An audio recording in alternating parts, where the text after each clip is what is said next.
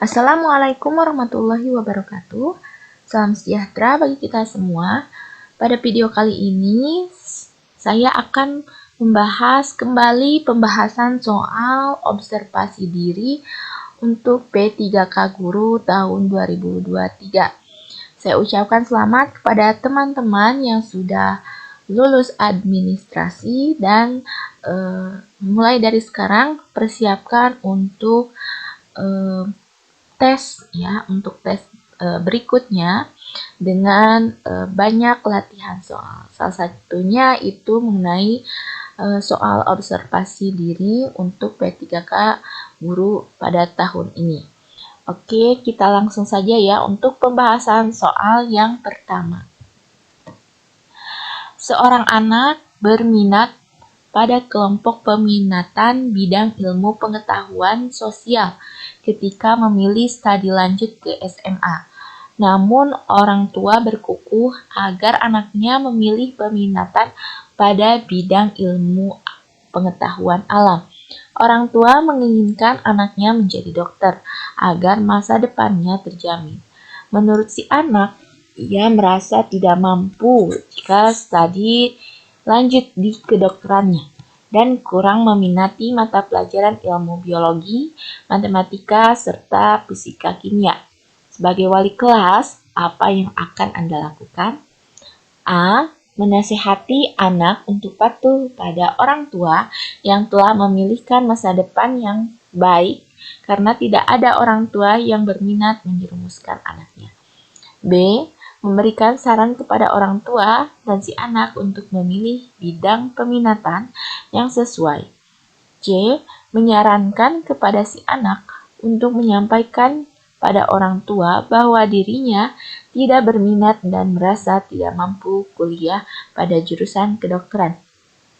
D. Melakukan kunjungan rumah dengan membawa data prestasi si anak sebagai bahan diskusi dengan agar orang tua memahami potensi anaknya. E. Bersama guru BK, Anda sebagai guru kelas akan memfasilitasi pertemuan antara orang tua dengan siswa. Anda akan mendiskusikan bersama-sama dengan menggunakan data-data sebagai dasar keputusan objektif. Oke, ini adalah kasus untuk anak yang tidak berminat untuk mengikuti pilihan dari orang tuanya. Nah, kita sebagai guru kelas ya, kita pertama kita lapor dulu kepada guru BK, berarti ini khusus sangkut pautnya dengan guru BK. Nah, kita memfasilitasi pertemuan antara orang tua dengan siswanya, kemudian di sana didiskusikan bersama-sama, kemudian data-data objektif ya mengenai prestasi anak. Nah, ini bisa disampaikan kepada orang tua tersebut. Jadi jawaban yang tepat adalah yang E.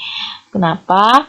Nah, karena yang E itu lebih istilahnya lebih baik gitu ya dibandingkan jawaban yang lainnya. Kalau yang D itu kurang tepat. Kenapa? Karena kita berperan bukan sebagai wali kelas gitu ya, tapi sebagai guru kelas, wali kelas, tapi belum langsung kunjungan ke rumah gitu ya. Jadi lebih baik kita memanggil orang tuanya untuk melakukan pertemuan bersama anaknya di sekolah. Jadi ini kurang tepat ya yang D. Kemudian yang C juga menyarankan kepada si anak kepada orang tuanya supaya dia tidak merasa gitu untuk tidak mampu untuk kuliah di jurusan kedokteran juga. Mungkin anaknya tidak bisa bilang atau kurang berani gitu kan. Nah, kalau memberi saran langsung juga kurang baik, jadi lebih baik kita buktikan langsung di sekolah gitu ya. Nah, jadi yang paling tepat adalah jawabannya yang E. C. Pertanyaan selanjutnya. Oke, berdasarkan introspeksi dan pendapat teman sesama guru, pribadi yang mencerminkan saya adalah A. Orang yang sulit untuk mengapresiasi perbedaan cara dalam menyelesaikan soal karena membuat bingung yang lain. B. Orang yang dapat mengapresiasi perbedaan namun hanya untuk hal-hal yang hanya dapat dipahaminya saja. C. Orang yang bisa menyembunyikan pikiran dan perasaan yang tidak senang terhadap siswa ketika ada perbedaan dalam menilai sesuatu. D. Orang yang dapat mengapresiasi keberagaman dan memiliki keberanian untuk berpendapat, untuk sikap perilaku yang tidak toleransi. E. Orang yang terbuka dengan masukan atas prinsip dan keyakinan diri, serta siap mengupayakan kompromi dengan orang lain. Oke, di sini sudah terlihat ya jawaban yang paling unggul gitu kan. Itu jawaban yang E. Oke, ya untuk yang A kita lihat orang yang sulit berarti itu kurang baik ya. Kemudian yang B, orang yang mengapresiasi perbedaan bagus, tapi hanya hal-hal yang dapat dipahami itu juga kurang baik. Kemudian yang C, orang yang bisa menyembunyikan pikiran dan perasaan. Oke, ini juga belum sepenuhnya baik ya. Jadi kurang tepat. Kemudian yang D, dapat mengapresiasi keberagaman baik. Nah, untuk bersikap perilaku yang tidak toleransi itu berpendapat untuk sikap perilaku yang tidak toleransi ini juga kurang baik ya. Oke, jadi yang paling unggul atau yang paling tepat itu jawabannya adalah yang E. Oke, pertanyaan selanjutnya. Di sekolah tempat Anda mengajar mayoritas siswa beragama Islam, namun ada juga yang beragama non-Islam. Ketika masuk bulan Ramadan, Anda mendapati siswa non-Muslim yang sedang makan di depan kelas ketika teman-teman yang lain sedang menjalankan ibadah puasa. Sebagai seorang guru, apa yang Anda lakukan untuk menyikapi hal tersebut? A. Menasehati siswa agar tidak makan di depan kelas selama bulan Ramadan demi menghormati yang berpuasa. B. Keduanya memiliki hak masing-masing boleh berbuat sesuai dengan keyakinannya. C. Menasehati siswa yang sedang berpuasa Ramadan bahwa makan dimanapun itu hak mereka. D. Meminta siswa tersebut untuk makan di tempat yang sepi agar tidak kelihatan teman-temannya yang berpuasa. E. Tidak peduli dengan tindakan yang dilakukan siswa tersebut. Oke, di sini hal yang perlu kita lakukan ya ketika ada siswa yang non-muslim yang mau makan gitu ya. Nah, kita sebagai guru harus bisa meminta anak tersebut gitu ya untuk bisa menghormati teman-temannya yang sedang berpuasa karena yang mayoritas itu berpuasa. Jadi kita bisa meminta anak tersebut untuk makan di tempat yang tidak kelihatan oleh teman-temannya. Karena anak yang non-muslim tersebut juga memiliki hak untuk makan ya, untuk makan. Oke, jadi yang paling tepat itu adalah jawabannya yang D ya, meminta anak tersebut untuk makan di tempat yang tidak kelihatan. Oke, selanjutnya sebagai seorang guru seringkali merasakan waktu yang terbatas, padahal banyak hal yang harus diselesaikan. Terkait hal ini, gambaran yang paling mendekati diri Anda sebenarnya sebagai berikut. A. Saya tidak peduli dengan batasan waktu karena apapun saya kerjakan ketika saya menginginkannya. B. Banyak waktu yang tidak saya gunakan dengan baik dan banyak hak yang tidak bisa saya capai dalam hidup ini. C. Sebagian besar waktu sudah saya gunakan dengan baik namun ada beberapa hal yang belum sempat saya lakukan. D. Dapat menggunakan seluruh waktu dengan baik namun ada beberapa hal yang masih belum bisa dilakukan dengan baik. C. Seluruh waktu saya gunakan dengan baik, saya berusaha untuk mengembangkan secara optimal. Oke, di sini terkait gambaran yang paling mendekati diri Anda. Oke, di sini yang A, saya tidak peduli. Oke, dengan batasan waktu saya kerjakan ketika saya menginginkannya. Jadi ini kurang tepat ya. Kemudian Yang B, banyak waktu yang tidak saya gunakan dengan baik. Ini juga kurang tepat. Kemudian yang C, sebagian besar waktu saya gunakan dengan baik, namun ada beberapa hal yang belum sempat saya lakukan. Nah, ini juga berarti belum tepat ya. Masih ada hal yang belum sempat saya lakukan, berarti kita belum melaksanakan tuntas gitu. Kemudian yang D, saya dapat menggunakan seluruh waktu baik.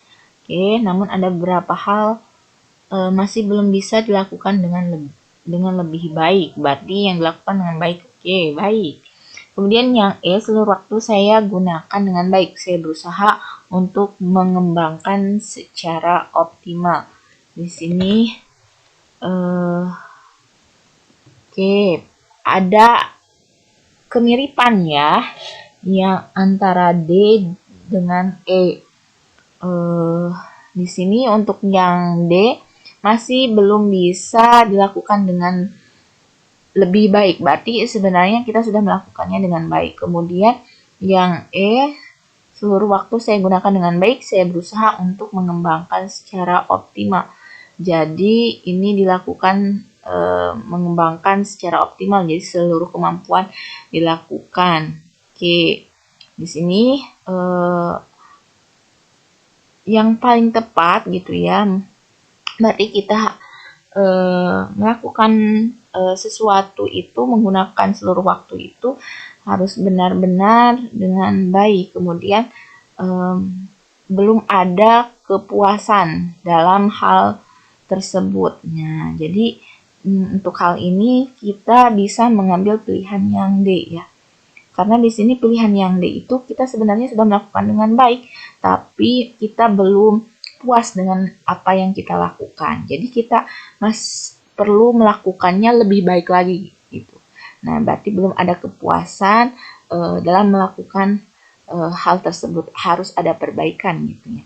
Dibandingkan untuk pilihannya E secara optimal gitu ya, berusaha mengembangkan secara optimal, berarti kita sudah melakukan seluruh kemampuan kita, udah sampai batas itu aja gitu. Jadi yang paling tepat yang D. Jadi kita akan lebih baik lagi gitu untuk hari esoknya gitu. Oke, jadi jawaban yang tepat adalah yang D ya. Oke, untuk pertanyaan selanjutnya, sekolah Anda memberlakukan dengan ketat peraturan dilarang merokok. Telah tersedia smoke area yang letaknya tersembunyi. Meskipun begitu, masih ada teman guru yang merokok di sembarangan tempat. Hal yang Anda lakukan, oke, ini hal yang biasa ya.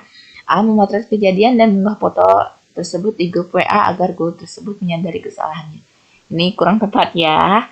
Oke, langsung kita bahas. Yang B, menegur dengan tegas agar guru tersebut menyadari kesalahannya, tidak merokok di sembarang tempat.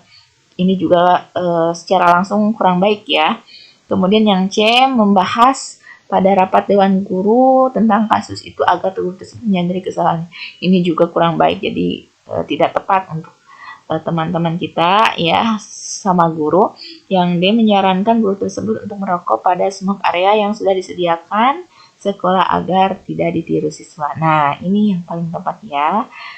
Ini kita bisa menyarankan kepada teman kita gitu ya, yang D. Yang E, melaporkan secara rinci dan tulis kepada kepala sekolah atau kepala dinas. Nah, apalagi ini ya, ini tidak tepatnya. Kita tidak boleh istilahnya kita tidak boleh memberikan laporan secara langsung gitu kepada kepala sekolah, apalagi teman sama guru kita gitu. Kita bisa menyarankan terlebih dahulu kepada teman kita untuk merokok di area merokok gitu, atau smoke area. Oke, pertanyaan selanjutnya, Anda sedang makan di kantin sekolah dengan teman sesama guru dan beberapa siswa. Anda selalu mengajarkan pada siswa untuk menghormati makanan dengan cara menghabiskannya sesuai dengan ajaran agama. Kebetulan rasa makanan yang disajikan sama sekali membuat Anda tidak berselera. Apa yang Anda lakukan? A. Berbohong kepada siswa bahwa Anda mengalami sakit perut. B. Menjelaskan kepada siswa bahwa orang tua boleh saja tidak menghabiskan makanan. C. Menyalahkan pihak kantin yang menyajikan makanan yang tidak enak. D. Tidak perlu menghabiskan makanan dan menjelaskan pada siswa pada situasi tertentu boleh saja habis. E. Memaksakan diri untuk menghabiskan makanan itu bagaimanapun rasanya. Oke, di sini ada kasus ya, kita lagi makan di kantin sekolah, kemudian rasa makanannya itu kurang berselera gitu ya. Nah, untuk jawabannya yang A, berbohong itu tidak boleh ya. Nah, apalagi mengalami sakit perut gitu ya, tidak boleh. Oke, B, menjelaskan kepada siswa orang tua boleh saja tidak menghabiskan makanan. Ini juga tidak tepat ya, karena untuk masalah menghabiskan makanan itu baik anak-anak ataupun orang tua harus menghabiskan. Kemudian C, menyalahkan pihak kantin. Nah, ini juga kurang tepat ya. Oke, yang D, tidak perlu menghabiskan makanan. Ya, kemudian menjelaskan pada situasi tertentu boleh saja habis. Ini juga kurang baik ya, karena baik situasi apapun kita harus bisa menghabiskan makanan. Maksakan diri untuk menghabiskan makanan itu bagaimanapun rasanya. Jadi ini yang paling tepat ya, jawabannya yang jadi kita memaksakan diri untuk menghabiskan makanan itu bagaimanapun rasanya. Oke, mungkin untuk pembahasan soal kali ini saya cukupkan sekian. Mudah-mudahan ini bisa membantu teman-teman untuk belajar tentang soal observasi diri untuk nanti teman-teman bisa melaksanakan tes ya. Mudah-mudahan nanti teman-teman pada saat tes bisa menjawab soal dengan baik dan mudah dan bisa lulus. Oke, terima kasih sudah menonton video kali ini. Yang belum subscribe, jangan lupa subscribe. Sampai jumpa di video pembahasan soal selanjutnya. Wassalamualaikum warahmatullahi wabarakatuh.